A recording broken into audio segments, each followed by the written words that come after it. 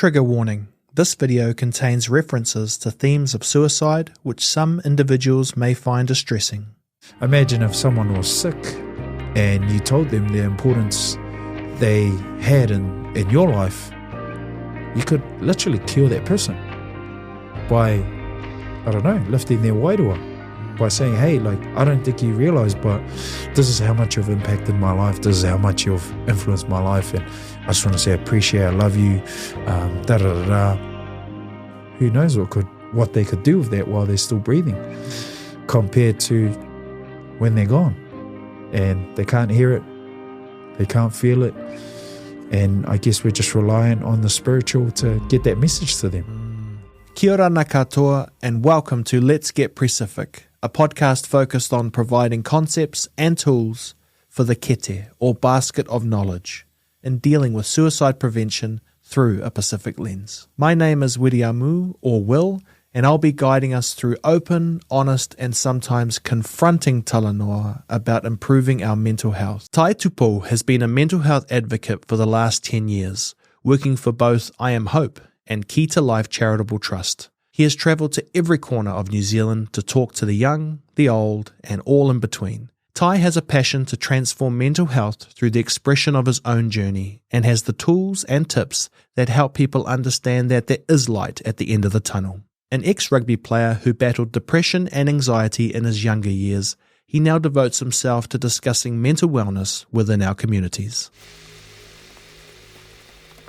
Is that how it works when you go and talk to students, that you sharing your story has an impact? Yeah. I always say to people, from what I've heard, it's like the first time they're seeing a well-meaning adult tell them, that they're not perfect, and that, that have been through all these flaws and all these things that you go through. And so I think for a lot of them, it's overwhelming at first, because, when in schools, the majority of people that go in there to speak, it's always sports, it's always this, it's always that. And when they see me, they've already made up this thing in their mind that I'm there to talk about something else, like physical or, along those lines. And then so when I talk to them about automatically, I question them and I say, hey, do you know what mental health is?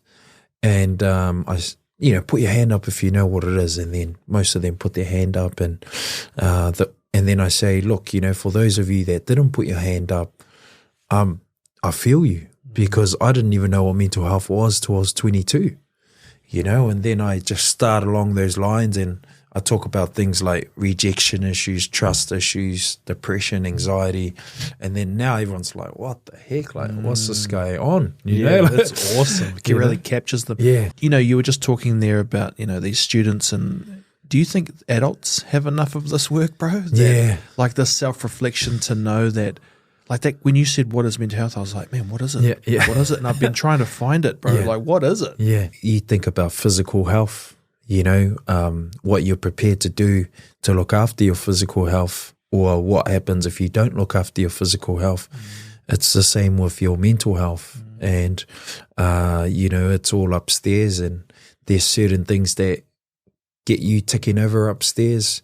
And I guess it's important to do those things as much as you can, whether it's training or whether it's going to the beach or whatever it is. Everybody knows what works for them, but the catalyst for a lot of us is when things get heavy, we neglect those things. We cut the gym memberships because it costs this much, or we this and this. Everything for ourselves, we always cut first to cater to others. That's what I was saying, to the missus, because we always get in the cycle of, where things break down, she'll get mad, and then she'll just go about her business quietly. But I know she's mad, I know something's there. And my policy is always if you don't tell me, then it's not my problem. If I ask you if you're okay and you say you're all good, then I'm taking that. So if you turn around later and say this, and this, I'm going to be like, you didn't communicate that to me. Yep. I'm operating on the you're all good because my mind doesn't have the capacity to deal with trying to figure out what's going on with you, you know, because I've given you the opportunity to address whatever it is, whether it's me or someone else. But if you're not taking that opportunity, because you could easily say, I'm not ready to talk about it right now. Right. You know, and then I'll be like, cool, do you need space? Do you need a hug? Do you need, you know, because everybody's different. So my thing is like, I'm taking that. I'm taking whatever you give because like the capacity in there can only operate at a certain level, you know. So I'm not going to walk around all day or, you know, like women do. They'll carry it for days and then punish us. And then you're like 4 or 5 days deep and you're like, man, like this has just ruined my week. You know, like I'm going to these things. I'm not there because I'm worried about over there. You know, I'm doing this and I'm worried about over there. When actually a simple conversation of, you know, expressing, okay, you did this, you did this, you did this. Okay, I'm sorry. I wasn't doing that on purpose. The reason why that came about was because I thought this, and this, you know? So it's like collaborating the information so each other know that, first of all, I'm not here to purposely hurt you. I slipped up, you know, I stuffed up. I should have said this or I should have done that. Next time I know, boom, boom, boom, boom, boom. Yeah. What's the bottleneck? Is it cultures? Some cultures don't want to be, don't encourage that you've got to say something. It's respectful if you bottle it up type thing. Yeah, man. Like if you think about like Māori and Pasifika, it's, you know, you're brought up in a culture where you only speak when you're spoken to. So by the time you're released into the big bad world, whether that's 18, 19 or 20 or even later for some, you've spent like literally your whole life being dictated to. And the only time people have ever spoken to you is when they need something to be done. Yeah. So then like like for example, like a professional athlete, they go into you know, say a young and, you know, up and coming footy player goes into the Blues. He signs a contract. He's gone from everything done for him or everything spoken for him, and then now he's training with the Blues and they're asking him questions and he's like, nah, you know, because he doesn't know how to communicate because nobody's ever asked his opinion on things. They've never given him an opportunity or a platform to say, I'm not having a good time right now, or I think this is a cool idea, or I think this, and this. So then now, because that's 18 years, now you need to allow time for them to find that confidence to be able to say what's on their mind. Yeah. You know, and that's the biggest thing, is the biggest problem is that, you know the answer, it's in there, but because you haven't been given the tools to process what's going on in there, out to there, you know, you just like say whatever you think is the right thing to say. Yeah. And out of respect, you know, because culturally, an older person's asking something of you, and in your mind, you might want to reject that, but you're not going to because they're like kind of like the higher power, you know, authoritative figure. Yeah. And I think that's where, you know, a lot of, you know, Pasifika and Māori, that's where a lot of the communication breakdown is because they're going to spend the next 5, possibly 10 years trying to get that confidence to be able to have these conversations. Wow.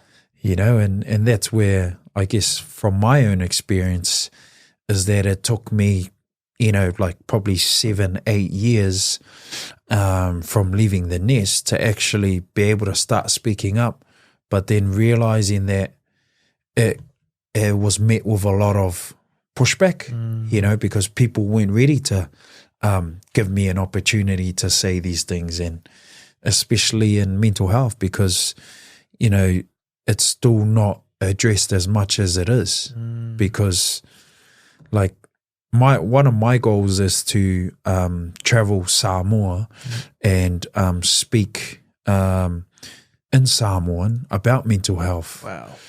But, if you translate mental health into Samoan, it ends up saying something like you're dumb or your mind is dumb, So it's even that is still a barrier, Right. of like finding, okay, how do we dictate that conversation, because no one's ever held these conversations.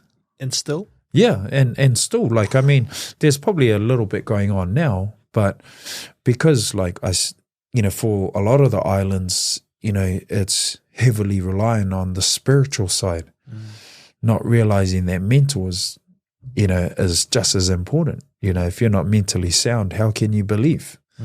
Yeah, I think it's really interesting because maybe some of the contributing factors, people think it's the colonial stuff, but that plays an impact. But you're also saying so does our what we would call respectful ways of and so what happens there if you're not able to talk, you kind of can't actually express yourself, you end up internalizing? Yeah, well, I always say, the biggest problem in mental health today is an overactive inner critic. So it's the conversations you have with yourself every single day. And we're always having conversations with ourselves. We talk to ourselves more than we talk to anyone else.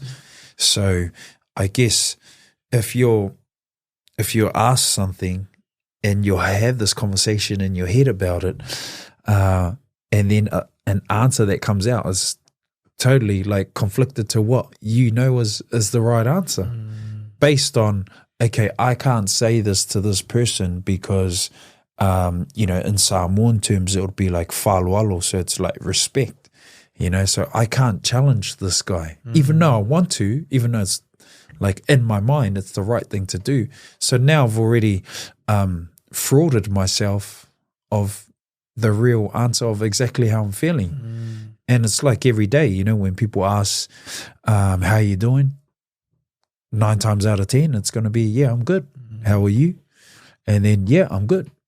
So my thing is if someone asks me how I'm doing and I'm not having a good time, I'm going to make it clear. I'm like, oh man, I've got a couple of things on, it's a bit hectic, and to some people they might think, oh, that's a bit heavy, and I'm like, well, how are we ever meant to change it?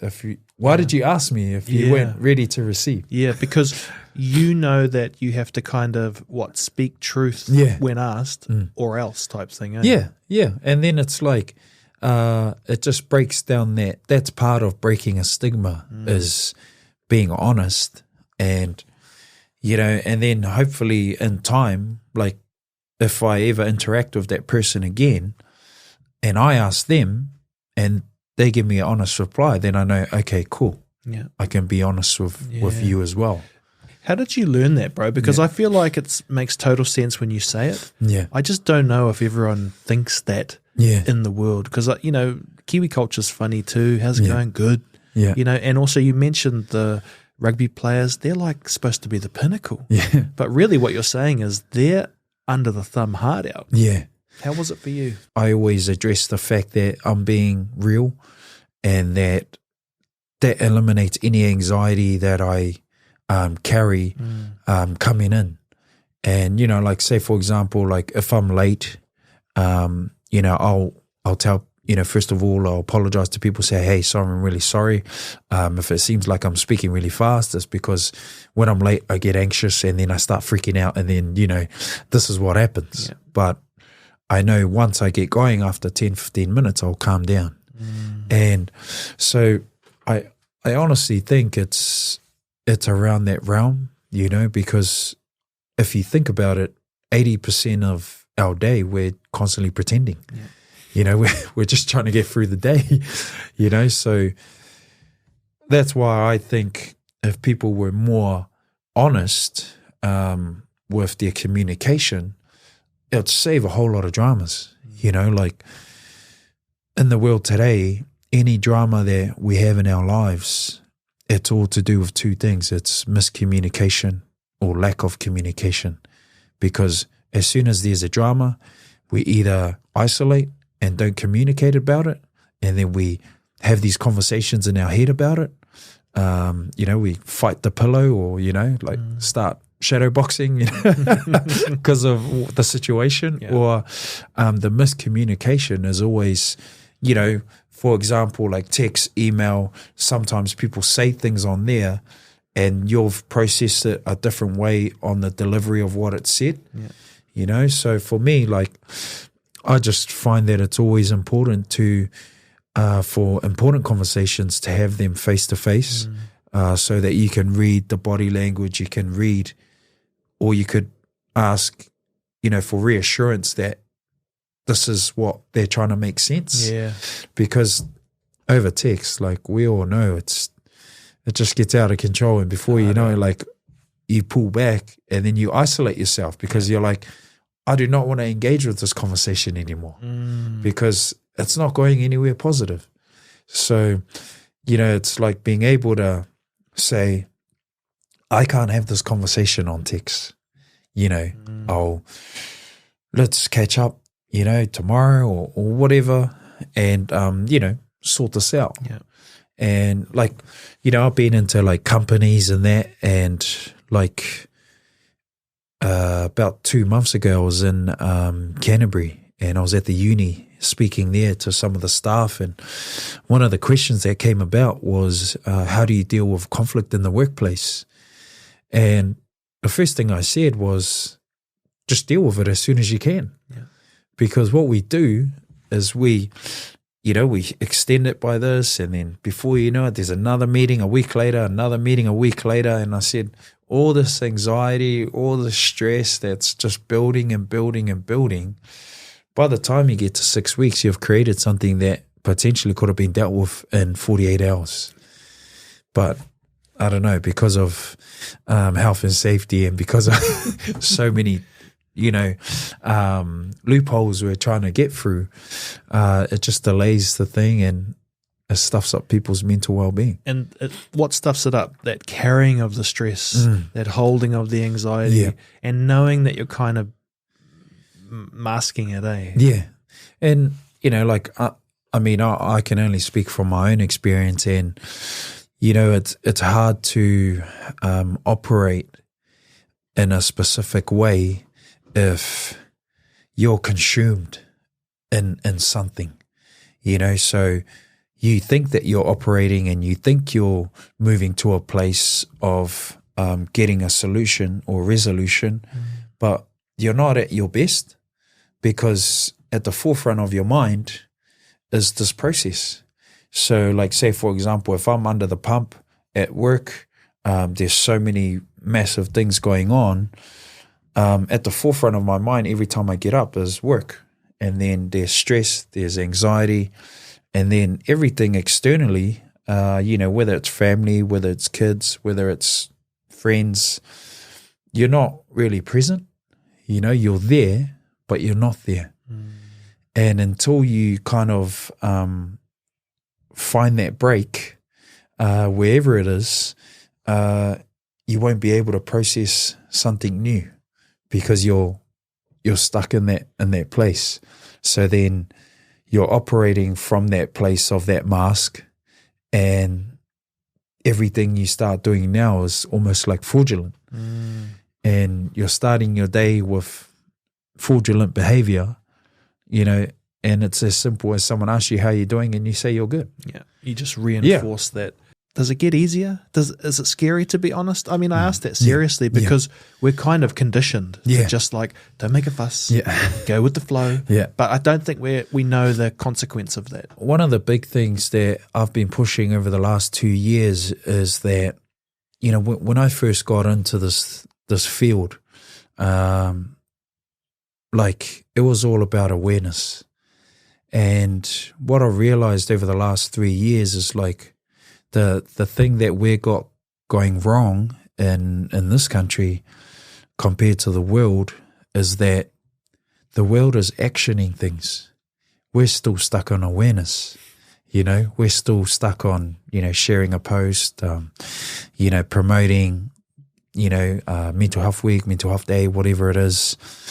we're so good at promoting it. But my thing is like, at what point in time are we going to start actioning these things? Because we know our stats are bad.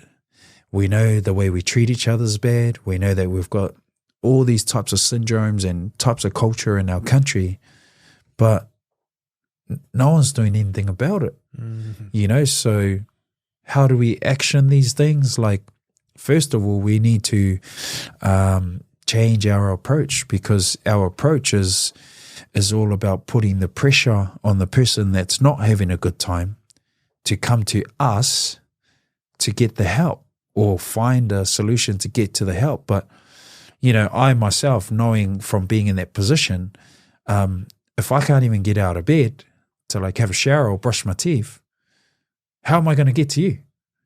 Where am I going to find that energy? Whereas like, if I'm in a good place and everything's going amazing, life's awesome, I'm flying, the best thing I could do with that is check in with somebody, and like I started this little group down in Hamilton, and the whole idea of it was checking in on one another.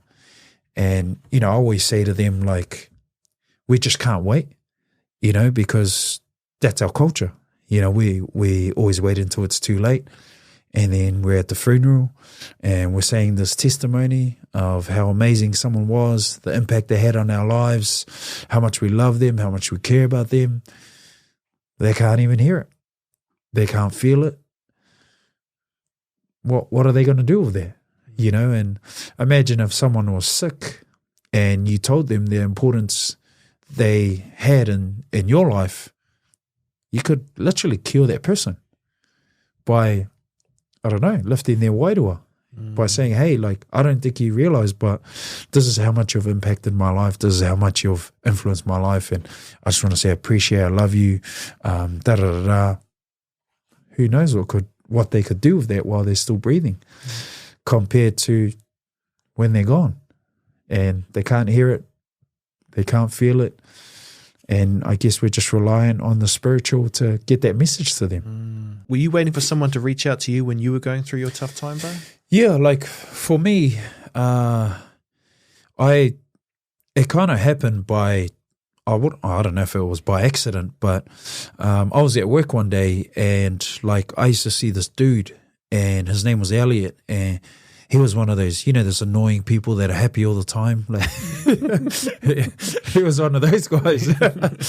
And I just remember like every day, like he would wave out. He was always smiling. It was like, I don't know, like he must have had those massive ass Monster energy drinks before he came to work or whatever it was. But he'll jump out of his car and just, we all got those friends that are high energy. And he was one of those guys. And he'd always wave out to me, hey man, how are you? And I remember one day, because what I didn't realize then, and obviously what I later found out, was I was depressed. And the number one sign of depression in men and young boys is anger. So I was just mad at the world. I was mad at everything. So I went up to him and I said, hey bro, like, why are you always happy? It's annoying. Like, get out of here. I don't see you around here, with all your happiness. And he just started cracking up. And he was like, oh, are you all good? Like, what's going on? And, I did that thing that we all do. And I said, yeah, man, I'm good. Like, how are you? He asked me again. And then he asked me again. And then I think like the third time, I ended up just telling him everything that had happened. I told him about things like alcohol. I told him about a lot of the stuff that happened between me and my family that had kept me disconnected from them over the last 3 years. And the first thing he said to me was, which I guess was the most pivotal moment, was he said, I don't know what you're going through. I have absolutely no idea. But I promise you, I got your back. Whatever you need, I'll be here. He said, what are you doing on the weekend? Let's catch up for a coffee. And, I'm a Samoan kid from out West Auckland, I don't really hang out at cafes and have coffees and stuff like that. And so I'm freaking out already about this. And he said, I'll meet you at this cafe. And, I'd never been to a cafe before. I was like in my early 20s. Yeah. And I tell people the story about, the anxiety that I didn't know what was anxiety was then. And like I always get anxiety when I go to places I've never been before. I get anxiety going to places where there's heaps of people. I get anxiety meeting people. Like I hate meeting people. It freaks me out. But all these three things that cause my anxiety, I've obviously had to learn how to operate in these spaces because, I talk to people all the time. I meet people all the time. I go to places where there's a shitload of people all the time. So I've had to obviously figure it out. So anyways, I'm walking down the driveway into the cafe and I called him up and I said, hey, bro, I can't come in there. There's too many people in there. It's freaking me out. And then he goes, oh, no, don't worry, man. I'll come and get you. And then we're walking through the cafe and, I'm seeing these coffee machines and I was like, fuck, man, this is pretty cool,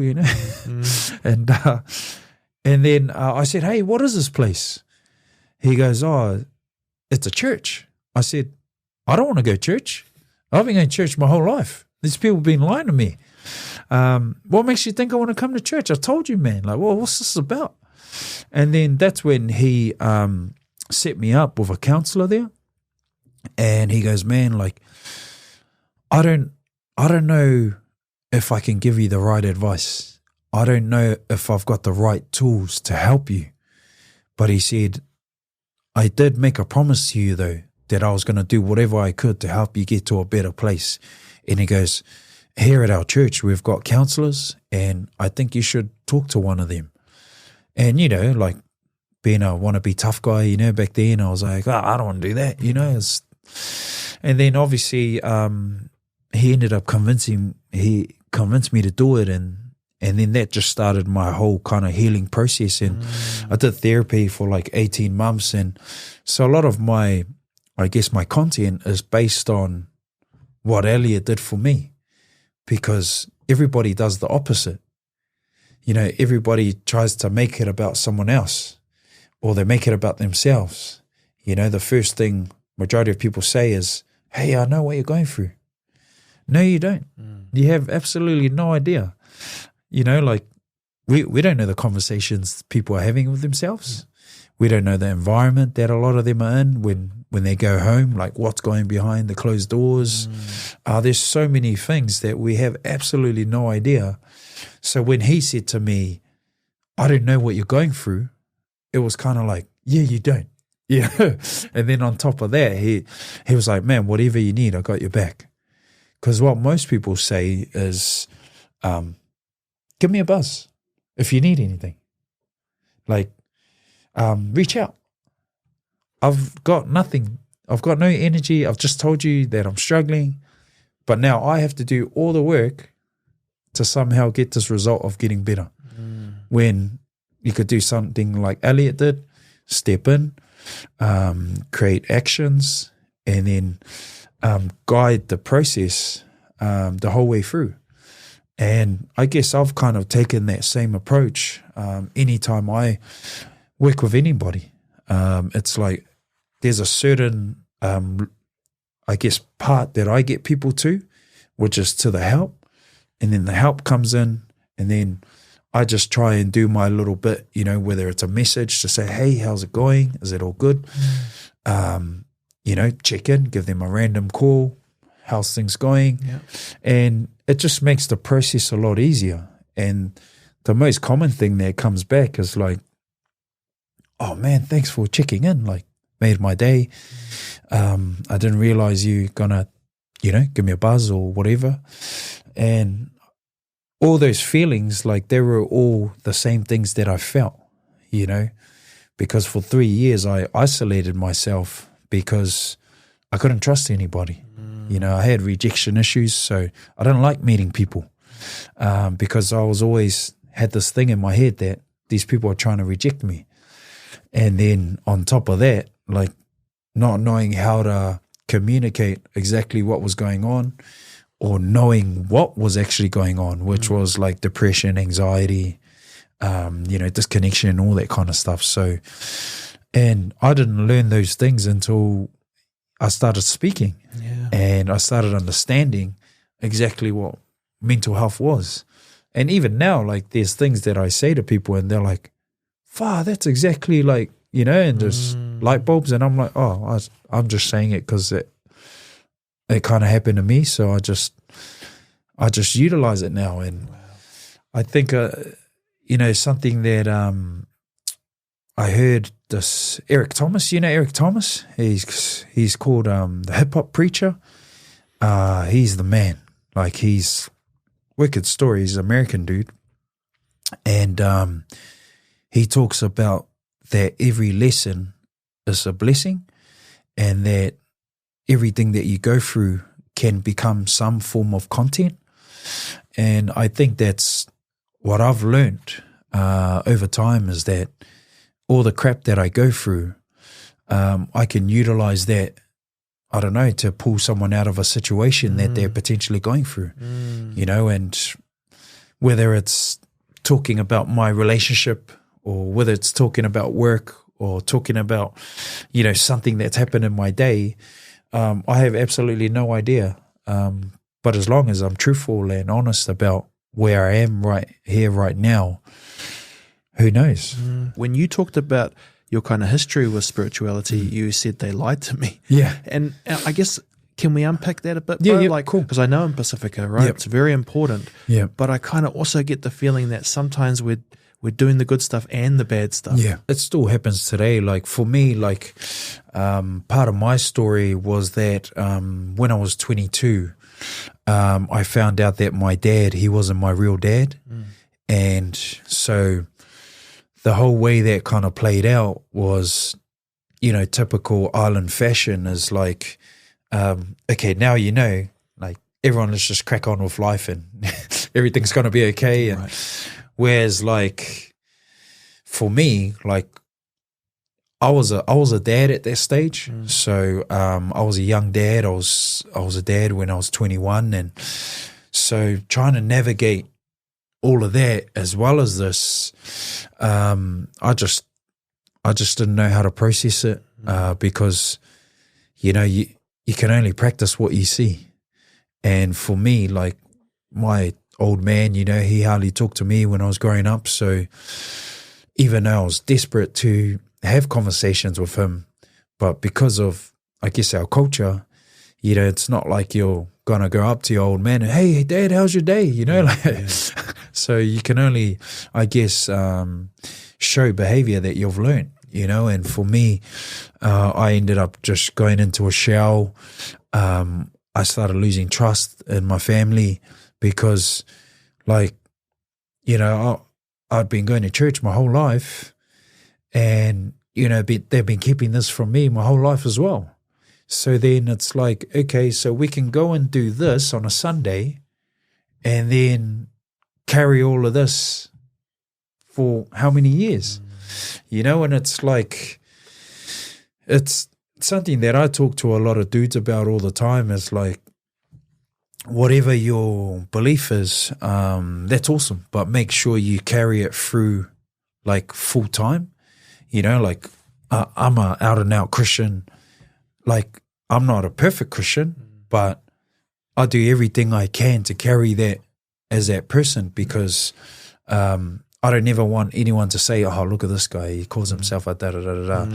Like, I don't care about people's opinions, but because of what I'm carrying, I need to make sure that I'm carrying it in the right way as best as I can. It's just society, man. Yeah, and it also sounds like, bro, that if people aren't honest, it's not just the fact that they're not being honest or they're lying, but it has consequences, for our mind, our body, our soul, Yeah, and I think that's the biggest thing, man, is like, being betrayed, or, someone being deceitful. Like, it's just so easy now these days for people to do these things, whereas, like, when I was growing up, a lot of my mates, when they said things, like, I knew it was going to happen, and I could trust and believe that it was going to happen, whereas today it's just, you just don't know. People are saying things to get you to a specific place, and there's just no follow through. And so I don't know, for me, I just think no matter how tough the conversation is, you should have it, because it's detrimental to other people's well-being. Is that tricky in your line of work though, bro? Because sometimes we see stats. We can make a stat look good, we can say that the cause has an effect. Yeah. And I mean, you're on the ground, you're like, how are things going? Are we in what will it take to make that action happen that you talked about? Yeah, like anything, it's a collective effort. It takes all sorts of people coming together to make it happen. And as time goes on, it's a community. It's the community that's at fault, whether it's your workplace, your sports team, your family, your group of friends. We all have an opportunity to, I guess, make an impact, and I remember like a few years ago, we started a campaign called Target Zero, and the whole emphasis on the program was that the campaign was to make sure that you dial in on the people closest to you, whether it's your rugby team, your missus or your family, your immediates, because if you made them a priority and making sure that nobody's suicided in that group, then you'll be safe. And that, imagine if everybody did the same thing collectively, things will change forever, and the stats will come down and all that kind of stuff. And the reality is the stats will never be good unless it's zero. And the only way we can actually make a positive impact is to actually go out there and do things that are going to benefit people's well-being. So talking about kind of, be brave, don't be shameful, might be the wrong conversation. It might be on the people to actually get out there and like that your friend did for you, like that person at work. Yeah. I mean, do you ever think about how lucky you were to have that person? Does it ever go through your mind? I'm a huge believer that, things happen for a reason. And, there's a quote, something along the lines of like, you might not change the world, but someone you come into contact with, you might change their world, and then they go on to change the world because of what you did for them. And that's kind of like always in the back of my mind that, he came into my life to do that just from being a good dude. That was just his standard of looking after somebody. Like, he wasn't trying, he wasn't, putting on a facade. He was just being him, how he was raised, how he was brought up, and that happened to save me. And so who am I to not use that as an anchor for everything that I do today, which is, checking in on people, putting myself out as much as I can to impact other people. And when I started sharing, it was never about other people. It was always about me, because it was a healing process. So every time I shared my story, even today, it just reminds me how far I've come and the process that has taken place to get there. Whether I'm talking to a father or whether I'm talking to a son or a mother or a business owner or whoever it is, it's, for me, I guess, I'm talking from a real place, and I guess for a lot of people, if we just operated in that space, like, obviously we can't always say what's on our mind, because there's going to be certain environments where you got to, process it in a specific way. But the one thing that we should never do is hurt other people with what we say, whether it's, what's big now is like cancel culture, defaming people, saying things that are outright untrue, without any solid evidence to back that up. And hey, even if people have done wrong, who are you to be the one that says, hey, this person is da da da da?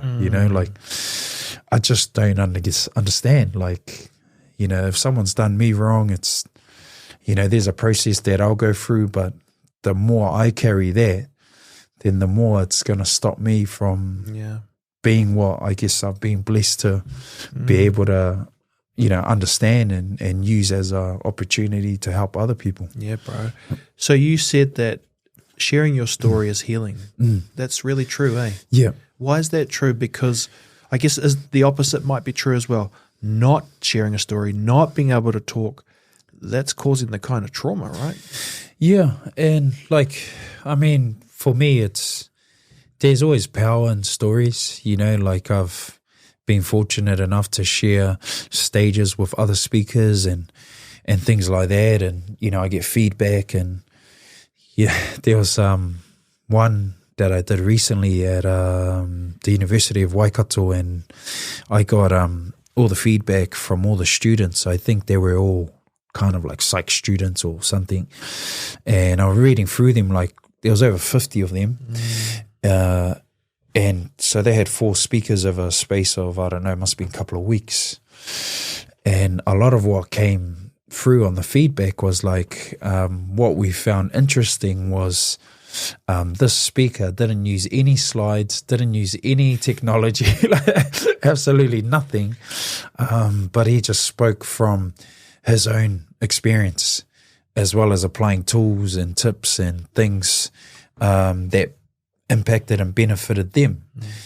You know, and I guess for me, the healing process is always understanding, like, I had to go through all of this to potentially set other people free, you know, because I always think if I didn't get the help, then I don't know where I'd be today, you know, whether I'd be here today. And it's as simple as someone like Elliot, you know, just checking in. He had absolutely nothing to gain. He was a businessman. He, you know, he's a multi-millionaire now, lives in America. He sold a business for $1 billion. This dude, he just had absolutely nothing to gain from helping me. Wow. You know, so it's like, you know, who are you to not help? Or, you know, something that I've always understood is that the standard you walk past is the standard you accept. You know, and I think in the Pasifika and Māori community, that's a big thing. You know, like the other day, I was having a really shit day. I just come out of this meeting and things happened. And anyways, I was driving home and I walk into the wild bean, as we all do. You know, you try and not go to the pie section, but you go there. I seen this dude outside, and, you know, he had a sign, you know, asking for food and that. And I was like, hey, bro, do you want a pie? And he's like, yeah, man, that'll be awesome. And I was like, okay, I'm on a challenge, so I'm going to get him a pie. But for some reason, I got to the counter and there was 2 pies. But so I gave him his pie, and then I was just eating with him. And then I just thought to myself, man, like, I'm like distraught about this meeting. This dude's like holding a freaking sign asking for food. You know, I'm driving home, you know, hour and a half. I got a nice house to go to. I've got heaps of food. I've got heaps of love, heaps of this, heaps of that. And I'm like, this dude just wants to eat, you know, and I'm like, you know, people talk about perspective all the time and things like that. But, you know, again, for me, it was like, I had to acknowledge that, yeah, I did have a shit day. But at the same time, like, by helping this dude and having a meal with him, even though it was a pie, it kind of lifted my spirits and reminded me, like, every time I talk, it's another opportunity to impact somebody, which in return will automatically impact me. As simple as buying a pie and eating and finding out this guy's history. And, you know, it's just, I guess that's what healing is really about. I mean, also Tai's Pies has a ring to it. Just saying, okay? So there you go. Want to make impact? You heard it here first, folks. I'd followed your story, but not like this. And it's weird because I see you with the kids. Yeah. And then we see pictures and images, and I'm like, oh man, that's cool. But I guess no one really knows. It's not as intimate. And so it's really cool to kind of get you like this and not attached to the bigger brands. You know what I mean? Just that you're a dude, and that gives me kind of hope too, because we're just people, you know, and bringing it right back, and just really kind of blown away with the kind of aspects of chance, and that you're aware of that, so you need to provide that chance, and it's this dance of life. Someone watching right now who might be just thinking, oh, I've been waiting for that person to come to me. Yeah. Can you just kind of reiterate how important it is, if you can, if you've got enough to give, just that touch base aspect? Yeah, I always say to people, like, you know, if you don't have that person, to find that person, you know, to find one person you trust and just have that talk to them.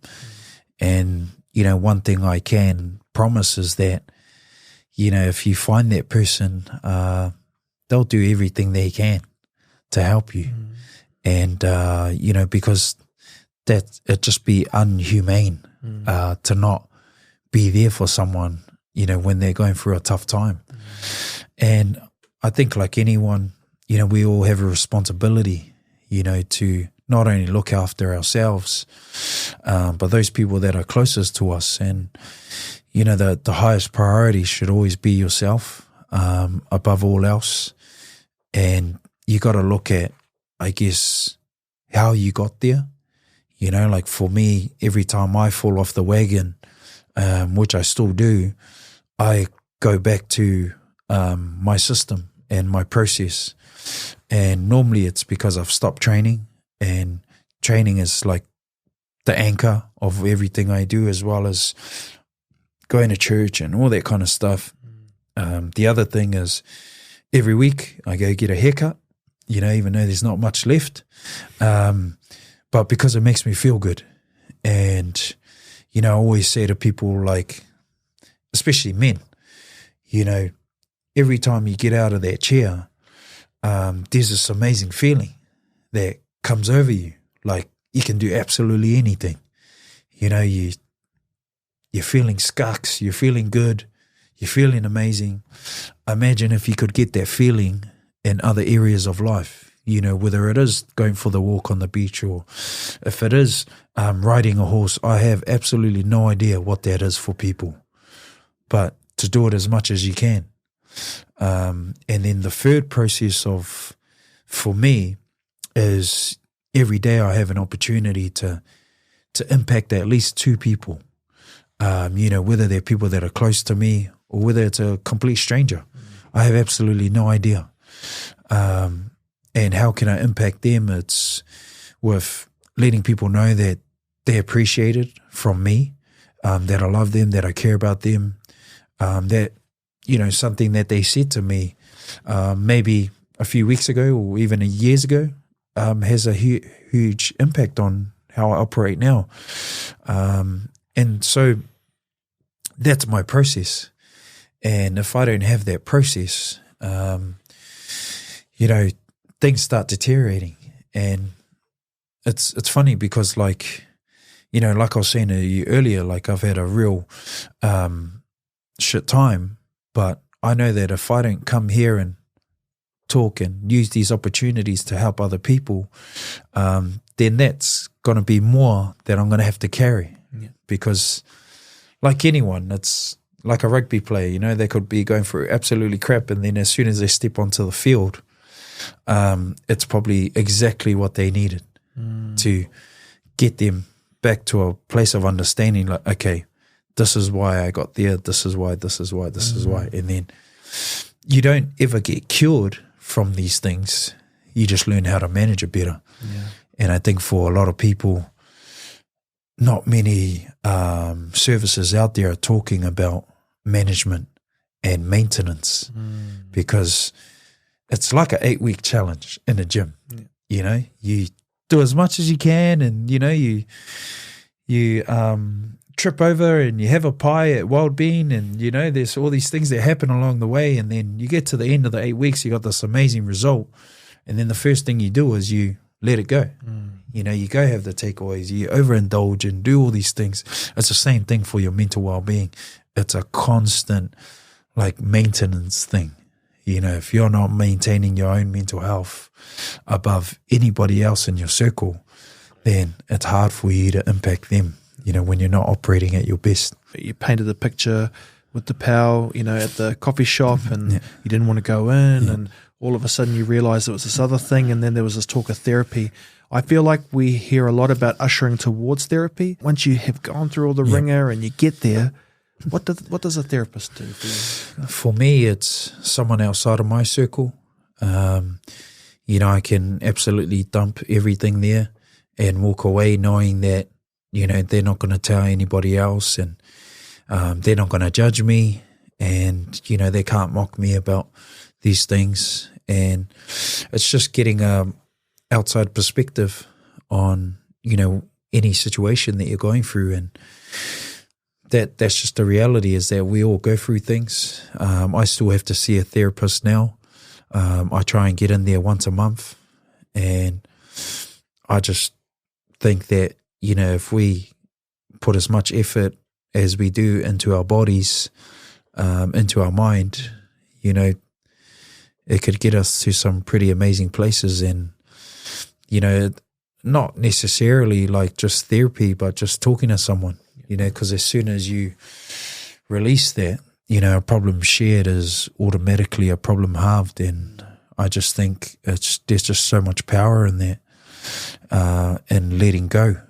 And so, you know, I honestly think that people like therapists, personal trainers, barbers, hairdressers, teachers, they're lifesavers, because these are people, everyday people, and they're constantly like lifting people out of stuff simply by doing their jobs, you know. So I think do those things, and you know, and hopefully it gets you on the mend. You know, the standard you walk past is the standard you accept. And you know, we're always walking past things in this life. You know, if you take that analogy of, you know, plugging the hole, like, you know it's there, so plug it in as soon as you can. If you see someone struggling, if you see someone that's less fortunate than you, then, and you have the opportunity to impact them, then do something about it. What happened after I bought that guy that pie that day was, as soon as I jumped in my truck, there was other people that had jumped out of their vehicles. They just pulled up, they seen me do that, and then they felt obligated to help him as well. And that's all it takes in this life, is somebody to step in and say, hey, are you actually all good? Like, is everything okay here? And that's where the hope is like someone cares, someone loves you, someone wants to be there for you. But if we're all sitting back waiting for someone else to do it, who knows? Like, if I hadn't bought that guy a pie, would anyone else have stepped in there and actually realized that this is a human being that, you know, for whatever reason, he's in a tight spot, and, you know, we just need to be better. Where's some places people can follow your journey, or you know, learn a bit more if they're going to do that online? I think, I mean, I'm not a huge sharer. I only share like work type things, but if there's Instagram, there's LinkedIn. That's pretty much it. They're the easiest kind of ways to connect, and I'm always open to, you know, have a yarn to anybody. And you know, it's, what's the point of gaining all this knowledge and all this stuff if you can't share it? So beautiful. Hey man, thank you so much. It's awesome to meet you, really is. And thank you again for everything. No, I appreciate it, man. Thank you.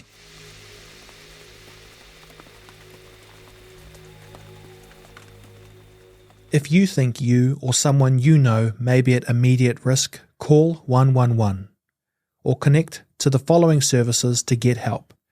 Text the Need to Talk Helpline on 1737. call the Depression Helpline on 0800 111 757 or text 4202. If you would like more information on suicide prevention training and education, visit LEVAR on www.leva.co.nz.